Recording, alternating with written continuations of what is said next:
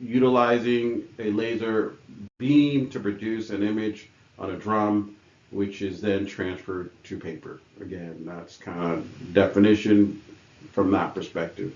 Inkjet printers use liquid ink sprayed through any tiny nozzle onto the paper. Multi-function printers, again, combine printing, scanning, copywriting, and sometimes faxing capabilities into one. IP addressing, knowledge of how to assign and manage IP address for network printers. Windows and Mac OS, installing printer drivers and configuring settings on different operating systems. Driver compatibility, ensuring the correct drivers are used for the specific operating systems. Unboxing and setup, be familiar with the physical setup of printers, including power connections and initial configuration. Network security, configuring network settings to prevent unauthorized access to the printer. Troubleshooting skills, ability to diagnose and fix problems, common problems with printers such as paper jams, connectivity issues, and print quality problems. All right, with that said, let's kind of cover those topics. Again, we're going to cover deploying printer and multifunction devices, replacing print drivers, consumables, and then troubleshooting print device issues from that perspective. All right, so again, chapter 9, as I start with introduction, is we're going to provide a comprehensive overview of supporting print drivers, covering various types of printers such as laser, ink, and multifunction printers. It's going to be a detail really talking about the essential knowledge required for IP addressing, driver compatibility, and the installation process across different operating systems.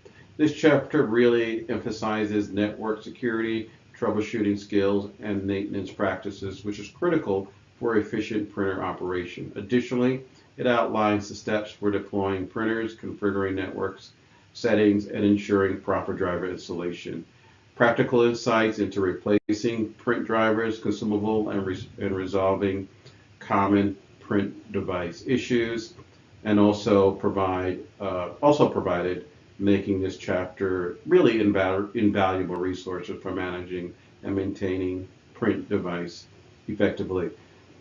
I'm going to also add looking at the videos that I created to support this. All right, so deploy printer and multifunction is kind of the title from there. So when you think of deploying the printer and the multifunction aspects of it, is let's first talk about your printer and just basically unboxing and setup. It's pretty straightforward. When deploying a printer, the first step is to unbox the device and choose an appropriate location for the setup. This should be a well-ventilated area with easy access to power outlets as well as network connections. From a print device connectivity perspective, you want to connecting the print device to your network can be done via wire or wireless method if it's available. Some are not always available. Some will still require it to be wired only. So you want to check your configuration, and you want to check the features and functions of the printer you purchased. You want to ensure the printer is properly configured to communicate with all necessary devices on the network. And then from a printer driver and page distribution perspective, your printer drivers are software that allows the computer to communicate with the printer. That's really what it is. It's going to translate data into a format that the printer understands. Page description language, which is PDL, such as PostScript, and PCL, which defines the layout and graphics of the printed device. Graphics of the printed page, ensuring accuracy and high quality of print output. Here's just a common display of how you would normally go in and set these things up. It's pretty straightforward. You will go into your setup, you will add a printer, and you'll be able to add these printer devices to your. So it's pretty intuitive from my perspective. So again, that's been my experience from that. Even from a corporate perspective, normally you're able to add these in pretty quickly and easily. Okay, now printer properties. Again, your printer properties allow users to configure various settings such as paper size, print quality, color management, access. These settings are through the printer control panel on your computer interface. Properly adjusting these printer properties ensure an optimal performance and print results tailored to the particular specific need. Your printer preference enables users to set up default printer settings such as paper size, orientation, print quality, and color options. Customizing preferences ensures consistent output tailored to specific needs. Again, assessing preference through the print dialog box or printer software to streamline printer tasks and enhance efficiency. Again, through this printer preference, you could set up the configuration that best suits your need from that perspective. We've all probably done it. If you haven't done it, again, hopefully my video walks you through it. Happy to walk you through some coaching on this. This is again pretty straightforward from that perspective. Okay, printer sharing. Again, printer sharing allows multiple users on a network to access a single printer. This setup involves configuring permissions and network settings to ensure secure and efficient access. Moving down to printer security, you want to secure your printer, which involves setting up access controls and security protocols to prevent unauthorized use. This includes configuring user authentication, which is important, monitoring print jobs for potential security breaches. Under scanner configuration, you have a multi-function printer that often includes scanning capabilities. Now again, not all have it. I have three printers actually. One is just a Xerox black and white, can't scan, can't do anything, but I use that for real printing of just black and white items I need. I have another HP which has the color and the scan. Again, you just have to make sure you're utilizing the right system from that. So again, under multifunction printers, which include scanning capabilities, setting up the scanner just involves configuration, resolution, file format, and destination for the scanned documents once you scan it from that perspective. All right, so you got to replace your printer consumable. Let's talk about laser, because the other printer I have is laser. I try to give you a definition. Laser printers use a multi-stage imaging process to produce printed documents. Again, from an exam perspective, might be a question there. Processing stage. The processing stage involves preparing the print job and sending it to the printer.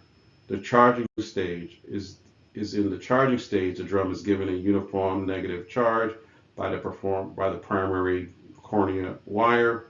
The development stage is during the development stage, toner particles are applied to the charge areas of the drum to form the image. Again, I answered it or really gave you from an exam perspective. So it might say, what are the three stages? You could say processing stage, charging stage, and developing stage. It's kind of what they're looking for. They might give you another answer, another like multiple choice, or they might say select the three or the two that's correct from that perspective.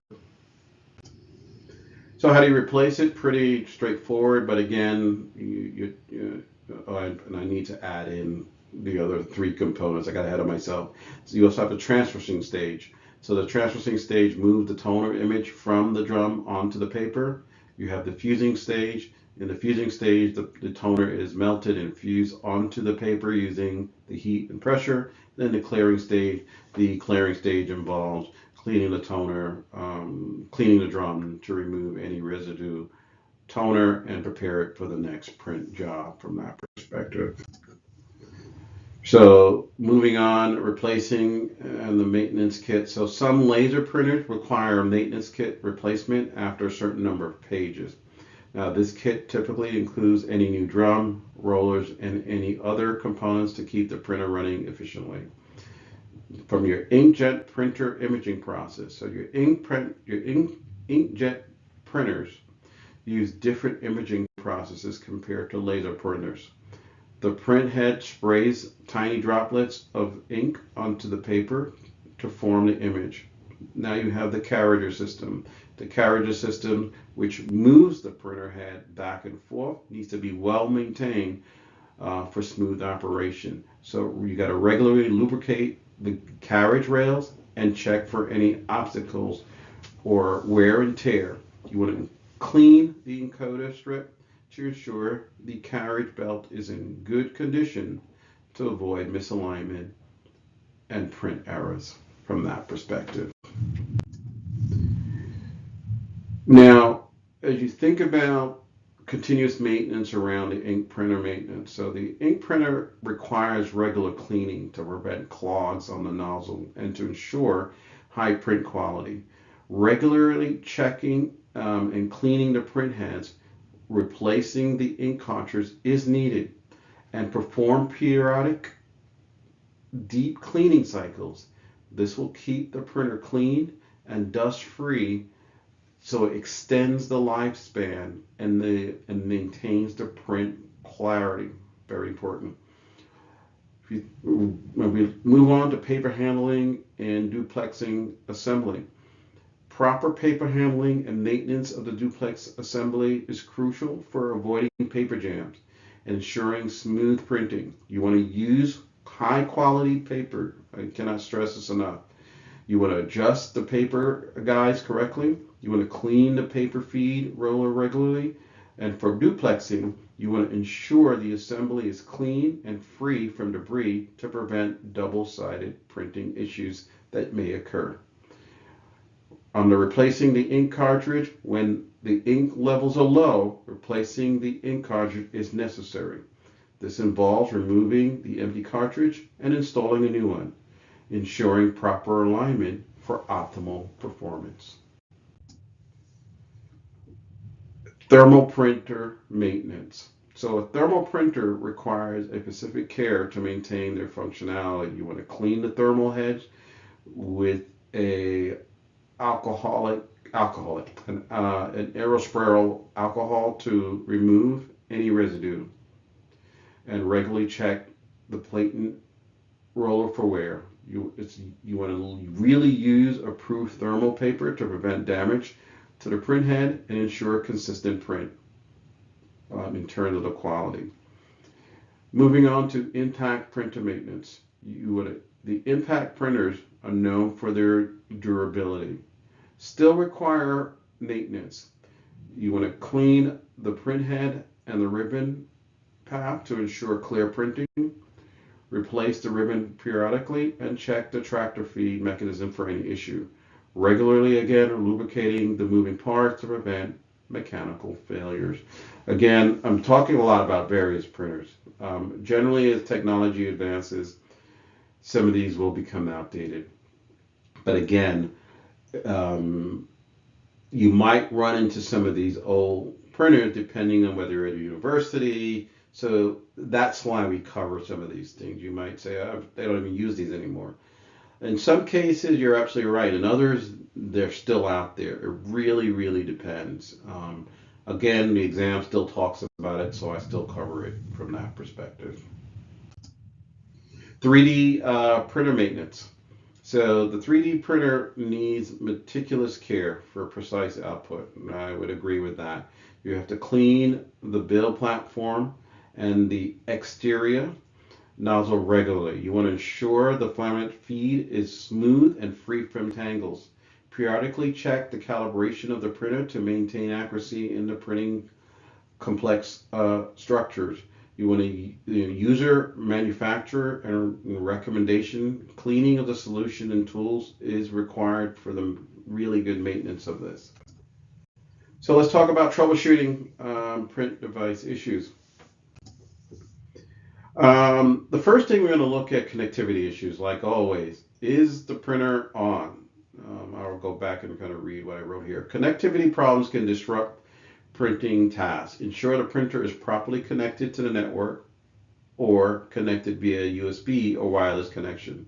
You want to check for your updated drivers and firmware. Firmware. We want to resolve network issues by restarting the router and ensuring the printer is within range of the wireless signal. Again, checking to make sure the printer is on, checking to make sure the cables are not loose. These are the foundational things you want to do first before, again, you start looking into the software and thinking something's wrong there. On the printer feed issues, which we all have, printer feed issues such as paper jams or misfeeds can hinder the printing efficiently, which we all kind of run into. You want to regularly clean, you want to regularly clean the paper feed rollers and ensure that the paper tray is loaded correctly. You want to use appropriate paper size, and then types recommended by their printer manufacturer to avoid feed problems. Again, just adhering to the normal guidelines with anything else. As paper feed problems can cause damage by using paper, obviously, that is not made for the system. You want to ensure the paper is stored properly to prevent moisture, basically moisture in the paper being absorbed into it. You would also adjust the paper guides to fit the paper size correctly. Regularly inspect and clean the feed rollers to maintain smooth paper feeding. Again, I experience all these myself, sometimes every other day, or I shouldn't say every other day. It just really depends. I'm always checking the paper size to make sure I didn't do anything wrong. 9 out of 10 times it's me though. Paper quality issues. So paper quality, again, significantly affects the print quality. You want to use high quality paper for your printer. Low quality causes jams, print quality, wear on the printer. So ensure the paper is free of wrinkles, tears, and moisture to really achieve optimal performance. Laser print defects. So laser printers can experience print defects like streaks or smudges and ghosting. Again, that's because you didn't clean it. Regular cleaning, the printer components, this is the drum and rollers, you got to do that. You want to replace toner cartridge and image drums as needed. And again, use high quality toner to ensure proper calibration to minimize defects. Again, some of this you may say is common sense, but again, when I used to service printers, the amount of dust and grossness we used to pull apart was just amazing. It's almost like you bought the printer and they never looked at it again, never cleaned it. They kept it in dusty areas. So really, hygiene on printers is very important. Ink print defects, again, inkjet printer defects include streaks, smears, and faded prints. You want to clean the head regularly and use high quality ink cartridge. You want to ensure proper alignment and calibration of the print head, and you want to avoid using low quality or expired ink to maintain print quality. Dot matrix print defects, again, some of them may or may not be around. So dot matrix printers may produce blurs or incomplete prints. Regularly clean the print head and plate and rollers. You want to ensure the ribbon is properly installed and replace it when worn out. Again, check for alignment issues and make necessary adjustments to maintain the print clarity. Again, a lot of printers, a lot of different areas they may be used, still used, not used. Again, just really look, I like to say fit for purpose. If it applies, make sure you're doing the appropriate maintenance for the printer that you have. Even if it's outdated or old, again, there may be a reason that you need to keep it, someone needs to maintain it, etc. So again, just something to think through. So finishing the issues. So finishing issues such as binding, folding, or stapling problems can also affect the final output. Ensuring finishing equipment is properly maintained and compatible with the printer. Use appropriate settings for the desired finishing tasks and regularly inspect the equipment for any mechanical issue. Again, just common, I won't say common sense things, but things from a maintenance perspective you should be aware of. Print job issues include incomplete prints, wrong outputs, or stuck jobs. Ensure that the printer queue is clear of any stall jobs. Check printer settings and preferences to match the desired output. Regularly update printer drivers again and firmware to prevent software related issues. Again, sometimes you have to clear out a queue. Things just get stuck in there. Maybe you ran out of ink and the jobs are there and there's a sync up issue between your printer and the current job. So again, you just want to maybe clear the printer out in the queue and then resend your print jobs again. I know I had to do that myself once or twice. So let's move on to the questionnaire part of it, of the chapter. So what are the key steps involved in deploying a printer and multifunction device? So deploying a printer and multifunction device begins with unboxing and selecting an optimal setup location. You want to ensure adequate ventilation and proximity to a power and network connection. The next step involves connecting the device to the network, either through a wired or wireless method, and installing the appropriate printer drivers for compatibility with the operating system. You want to configure the printer properties and preferences, such as print quality, paper size, as follows, etc. as follows. You want to share the printer on a network if you need to, because maybe you don't, maybe it's just a single use, and set up security measures to control access and prevent unauthorized use are essential steps. Finally, if the device includes scanning capabilities, you want to configure the scanner settings that really align and completes the deployment process from that perspective. What are common phishing issues in printing and their solutions? Common issues include binding, folding, or stapling problems. Solutions really involve, again, maintaining the finishing equipment, ensuring capability, compatibility with the printer, using the appropriate settings, and regularly inspecting the equipment for, again, mechanical issues. Again, you may wonder what does that really mean? So some of these systems come with the ability to staple. So they will staple your documents. They may fold your documents. So these are additional parts within your printer, and sometimes this is the area that you need to look into to help solve some of your problems that you may run into from that perspective. Again, moving on to glossary of terms, please study these just from an exam perspective. Printer driver, printer properties, printer sharing, laser printer image process, toner cartridge, maintenance kit, cartridge system from there. I've also included, I have two YouTube channels where I talk about everything cybersecurity and cybersecurity all day, every day. Again, I try to present more deeper technical things that you might find interest to. So go out, check out my channel, subscribe as need be. To kind of wrap it all up, as you go and look at your journey and you go about your journey of getting your certification, your A+, Security Plus, Network Plus, Ethical Hacker, CISM, CSMPs, all that I have, CISOs, CROs, every bit of your learning drives your journey into becoming a cybersecurity professional and a practitioner, I like to call it. So this is just one piece of it. So I've covered components or good, decent components, I believe, that will be on the exam. I talked about a lot of things, but I'm going to just reiterate. I've also included practice exams or that I'm going to recommend that you take that was given to you as part of this course.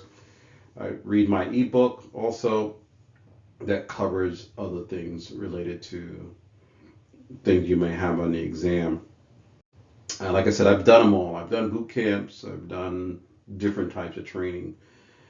I'm going to wrap it up and just say one of the things that was really successful for me was the practice exams. Obviously, the training I took, courses like these and others, helped give me a foundation, a different perspective on how to learn the material. But it really wasn't until I started taking those practice exams and I started to figure out where I got things wrong. I would go back to the training course. Oh, I said, okay, that's what it meant, etc. because any instructor is going to do his or her best to really convey information to you. But again, everyone learns differently. And from my perspective, I use videos. I'm using this course. I'm using an ebook. So I'm hope and the practice exam. So between all those concepts of material, I'm hoping that I've given you enough to be successful in passing. Now, again, also offering coaching to help you through certain topics that you are just struggling with from that perspective. And you'll be able to sign up for any coaching that you might want to kind of help you through some of the material from that perspective. So I'll leave you with that. Good luck, and please reach out if you pass the exam and say, hey, this helped, or you might come back and say, hey, this didn't help at all. Again,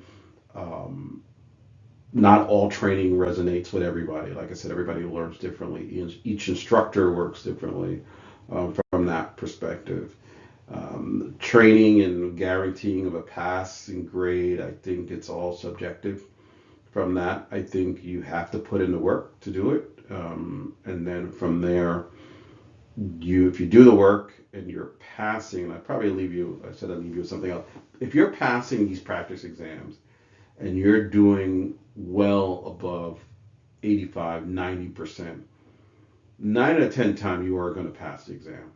Make sure you're receiving a high score on those exams. If you're receiving like 70%, you're not ready. Make sure you're at least 95%, you're getting a lot of the things right. Because if you're at 95%, then you will most likely pass from that. Because the questions, they do change them up, but the concepts and the foundations of it doesn't change. So if you know what, again, I say, what an infrastructure as a service, you know what that is, or platform as a service, and you know the definition, you know the capabilities of that. Then any question they throw at you we word it differently, but it still will meet that definition from that perspective. So anyway, I'll end it there. Thank you for your time. Look for more courses from me. I want to bring more.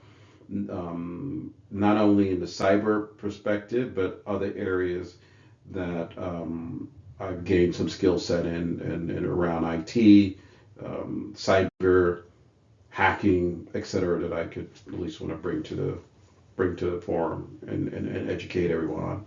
All right, thank you very much, Dr. Paul Morrison. Please send me an email for further information. Bye.